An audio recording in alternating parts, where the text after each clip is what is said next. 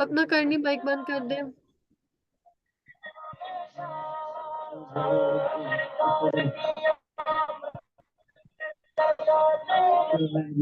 Kindly mic बंद कर दे मैमूना, या हाफिज है ना साफ तो खुला है।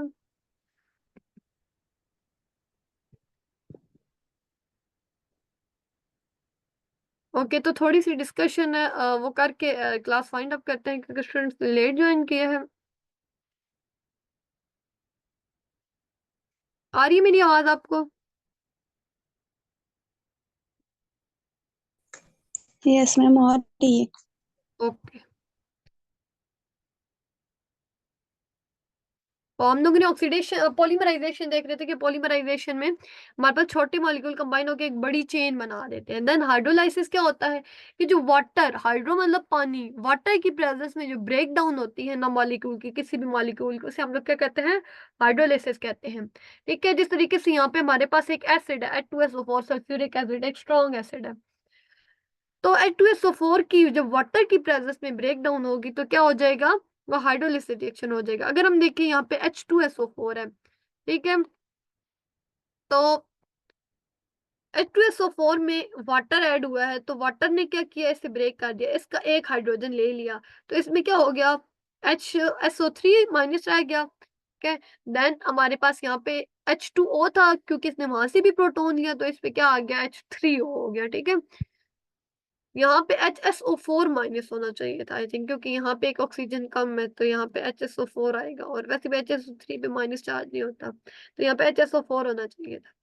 माइट भी प्रिंटिंग मिस्टेक या कुछ भी हो सकता है। ओके, देन हमारे पास डिहाइड्रेशन रिएक्शन होता है कि डिहाइड्रेशन मतलब रिमूवल ऑफ वाटर। जब पानी किसी भी जब दो मॉलिक्यूल आपस में ऐसे कंबाइन करते हैं कि उनमें से वाटर निकलता है, उसे हम लोग क्या कहते हैं, डिहाइड्रेशन रिएक्शन कहते हैं, कि रिमूवल ऑफ वाटर। ठीक है, फॉर एग्जाम्पल यहाँ पे हमारे पास एक मॉलिक्यूल है, यहाँ पे क्या हुआ है, वाटर निकला है। कैसे वाटर निकला है मैं आपको बताती हूँ। अगर आप यहाँ देखें, यहाँ पे दो हाइड्रोजन है और यहाँ पे हाइड्रोक्सल है। ठीक है, तो हम लोग क्या करेंगे, यहाँ से एक हाइड्रोजन निकालेंगे, बल्कि यहाँ से सॉरी, यहाँ से हाइड्रोजन निकालेंगे और यहाँ से हाइड्रोक्सल, ये हाइड्रोक्सल निकलेगा OH। ठीक है, और यहाँ से तीन हाइड्रोजन है, तो यहाँ से हम लोग क्या करेंगे, एक हाइड्रोजन निकालेंगे यहाँ से। ठीक है, यहाँ से OH और यहाँ से हाइड्रोजन, तो यहाँ पे तीन हाइड्रोजन थे तो CH2 हो गया। और जब दो बॉन्ड टूटते तो एक डबल बॉन्ड बन जाते हैं। ठीक है, क्योंकि हम लोग ने दो तोड़े भी तो है ना, तो एक डबल बना देंगे। ठीक है, तो यहाँ पे डबल बॉन्ड आएगा, देन यहाँ से हाइड्रोक्सल निकल जाएगा और वो क्या बना देगा, वाटर। तो इसे हम लोग कहते हैं डिहाइड्रेशन, कि जब एक मॉलिक्यूल में से पानी निकलता है उसे हम कहते हैं डिहाइड्रेशन। फोटोकेमिकल रिएक्शंस क्या होते हैं कि जिनमें रिएक्टर्स जो हैं वो एनर्जी लेते हैं in the form of photons. ठीक है, फॉर एग्जांपल सनलाइट की प्रेजेंस में जिस तरह रिएक्शन होते हैं कि जो सनलाइट को यूज करके रिएक्शन करते हैं उसे हम कहते हैं फोटोकेमिकल रिएक्शन। ठीक है, एंड फॉर एग्जांपल फोटोग्राफी जिस तरह होती है, फोटोग्राफी जो है वो लाइट को इस्तेमाल करती है सिल्वर क्लोराइड प्लेट पे, क्या, और वो क्या जनरेट करती है, एक तस्वीर बनाती है, इमेज बनाती है। ठीक है, देन अब हमारे पास ये सिल्वर क्लोराइड है, ठीक है? और ये सिल्वर क्लोराइड जो प्लेट होती है कैमरा वगैरह में, एंड HV क्या है हमारे पास, हीट, सॉरी एनर्जी जो हम लोग फोटोन की फॉर्म में ले रहे हैं, तो ये हमारे पास सिल्वर बना देगी और साथ में क्लोराइड। जी अहमद रजा, कोई क्वेश्चन है आपका?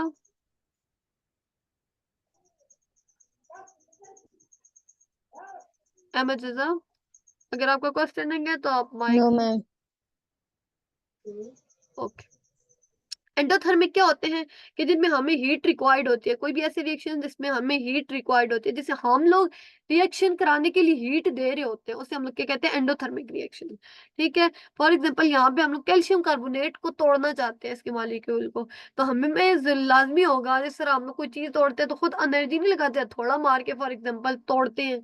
ठीक है, तो एनर्जी लगाते हैं। ठीक है, तो वो तो एनर्जी थी, इस तरीके से हीट होती है। ठीक है, हीट भी एक एनर्जी है ना, हीट एनर्जी की फॉर्म है, तो ये क्या हो जाएगा, कैल्शियम ऑक्साइड हो जाएगा एंड साथ में क्या हो जाएगा, कार्बन डाइऑक्साइड हो जाएगा। तो ये हमने खुद हीट दी, तो ये एंडोथर्मिक है। कुछ ऐसे रिएक्शन होते हैं जो आपस में रिएक्ट करके हमें हीट देते हैं, मतलब हीट निकलती है रिएक्शन होने के बाद, तो उसे हम लोग क्या कहते हैं, एक्सोथर्मिक हीट निकल रही है। ठीक है, तो कैल्शियम ऑक्साइड और वाटर मिलते हैं तो कैल्शियम हाइड्रोक्साइड बनाते हैं CaOH ट्वाइस, और साथ में हीट रिलीज हो रही है, तो ये एक्सोथर्मिक है। एंडो में हमें हीट देनी पड़ती है, एक्सो में हीट हमें मिलती है। अब केमिकल इक्वेशंस को बैलेंस वगैरह क्या करते हैं, ठीक है, सबसे पहले रिएक्टेंट्स और प्रोडक्ट्स को एरो से सेपरेट कर ले, मतलब जिस तरह हम लोग लिखते हैं ना, पहले रिएक्टेंट लिखते हैं, ठीक है, आर रिएक्टेंट्स, ठीक है, और देन एरो और देन प्रोडक्ट, ये हमारे पास होते हैं। देन सिंबल्स और फॉर्मूला लिख लेते हैं कि मतलब जिस तरह फॉर एग्जांपल एसिड और बेस HCl रिएक्ट कर रहा है एक तरफ और साथ में NaOH लिख रहा है, फिर एरो और प्रोडक्ट NaOH जो है वो राइट हैंड पे लिख लेंगे। ठीक है, और प्रोडक्ट को हम लोग क्या कहते हैं, राइट साइड पे लिख लेते हैं। एरो जो है वो प्रोडक्ट की तरफ जाता है, मतलब ये एरो क्या होगा, यहाँ से प्रोडक्ट की तरफ जाएगा। ठीक है, एंड देन हमारे हम लोग ये भी लिखते हैं कि फिजिकल स्टेट भी, मतलब वो जो हम रिएक्ट करा रहे हैं एलिमेंट या मॉलिक्यूल, वो क्या है, सॉलिड स्टेट में, लिक्विड में या गैस में। फॉर एग्जांपल यहाँ इन्होंने शो किया है, या सल्फर से छोटा सा एस लिखा हुआ है ना, तो मतलब ये सॉलिड स्टेट में है, ऑक्सीजन गैस में है, और सल्फर डाइऑक्साइड जो बनेगा ये भी गैस में है, तो ये सॉलिड स्टेट भी लिखते हैं। इस तरह नीचे भी एग्जाम्पल है जिंक और सल्फ्यूरिक एसिड की, ठीक है, कि ये भी क्या है, हमारे पास सॉलिड स्टेट में है। ये एक्वस, एक्वस क्या होता है, मतलब कि वाटर में हल हुआ हुआ है, सॉल्यूशन बना हुआ है इसका। ठीक है, और ये भी एक्वस है, और ये क्या है, गैस फॉर्म में। तो ये इस तरीके से होता है। अब हम लोग केमिकल इक्वेशन को बैलेंस कैसे करते हैं। बैलेंस का मतलब क्या होता है कि जितने नंबर ऑफ मोल रिएक्टेंट्स में उतने ही प्रोडक्ट में भी होने चाहिए। ठीक है, कि जिस तरीके से मैंने आपको पहले भी बताया कि हाइड्रोजन अगर लेफ्ट पे दो हाइड्रोजन है तो राइट पे प्रोडक्ट में भी उतने ही होने चाहिए। ठीक है, और हम लोग क्या करते हैं, अंदाजे से बैलेंस करते हैं। ये HCl है, NaOH है, ये रिएक्शन है। ठीक है, और H और OH वाटर बना देगा, और HCl और NaCl बना देगा। अब देखिए यहाँ पे एक हाइड्रोजन है, यहाँ पे कितने हैं, एक नहीं है, दो है। यहाँ एक हाइड्रोजन ये है, और एक ये OH वाला, दो हाइड्रोजन। ठीक है, यहाँ पे भी दो हाइड्रोजन, हाइड्रोजन बैलेंस। ऑक्सीजन कितना है, एक ऑक्सीजन, एक ऑक्सीजन, ऑक्सीजन बैलेंस। Cl भी है क्या, ये तो ऑलरेडी बैलेंस्ड इक्वेशन है। ठीक है, इस तरीके से अगर देखें, बताइए ये इक्वेशन बैलेंस है या नहीं, जल्दी से बताएं। हरी अब टाइम हमारे पास कम है और हम लोग इन्हें वाइंड अप करना है। ये जो हाइड्रोजन और क्लोरीन आपस में रिएक्ट कर रहे हैं और HCl बना रहे हैं, इक्वेशन बैलेंस है स्टूडेंट्स, बैलेंस इक्वेशन है ये,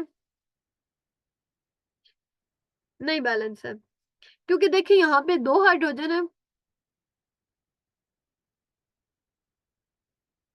मतलब कैसे बैलेंस है, मतलब अगर आप देखिए लेफ्ट पे कितने हाइड्रोजन है, दो, राइट पे देखिए कितने हाइड्रोजन है, एक। इधर देखिए दो क्लोरीन, इधर देखिए एक क्लोरीन, तो ये कैसे बैलेंस हो सकती है, ये बैलेंस नहीं है। इसे बैलेंस करना पड़ेगा। हम लोग क्या करेंगे, अब यहाँ पे दो है ना, अब हम लोग ऐसा नहीं कर, आवाज आ रही है स्टूडेंट, अगेन स्क्रीन शेयर करते तो शायद नेट प्रॉब्लम था।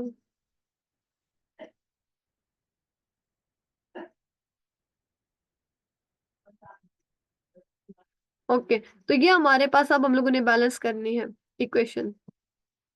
तो क्या हो जाएगा, H2 + Cl2 हो जाएगा और HCl हो जाएगा। यहाँ पे फॉर एग्जाम्पल 2 है तो हम लोग यहाँ पे भी 2 लगा देंगे। ठीक है, स्टार्ट में। अब ऐसे नहीं हो सकते कि हम हाइड्रोजन के साथ यहाँ नीचे 2 लगा दें, हम लोग स्टार्ट में ही इसे बैलेंस करने के लिए 2 लगाएंगे। जब हम लोग यहाँ स्टार्ट में 2 लगा देंगे तो हमारे पास क्या हो जाएगा, 2HCl बन जाएगा।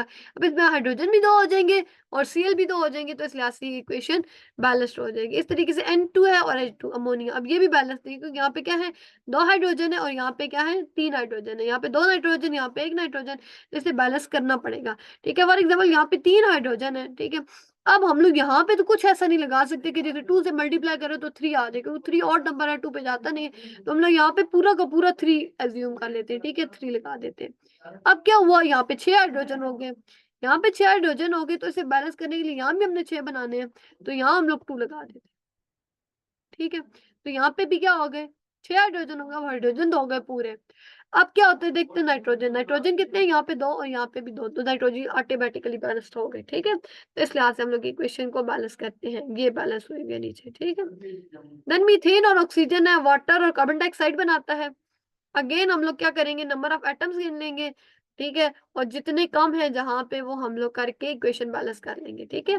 और ये हमारा चैप्टर फिनिश, ठीक है? केमिकल इक्वेशन हम लोगों ने पढ़ी, रिएक्शन पढ़े, कौन-कौन रिएक्शन हो रहे हैं, उनके एप्लीकेशन क्या हैं, किस तरह के रिएक्शन हो सकते हैं, ये सारी बातें हम लोगों ने पढ़ी। फिर हम लोगों ने इम्पोर्टेंटली जो है वो किया है, इक्वेशन को बैलेंस कैसे करते हैं। एक्सरसाइज़ अगेन आप पे मैं छोड़ रही हूँ, इक्वेशंस आपने कंप्लीट करनी है, नहीं होती definitely you can ask in the group, ठीक है? और मैं आपको इंशाल्लाह रिप्लाई करूँगी, ठीक है? As maximum as I can.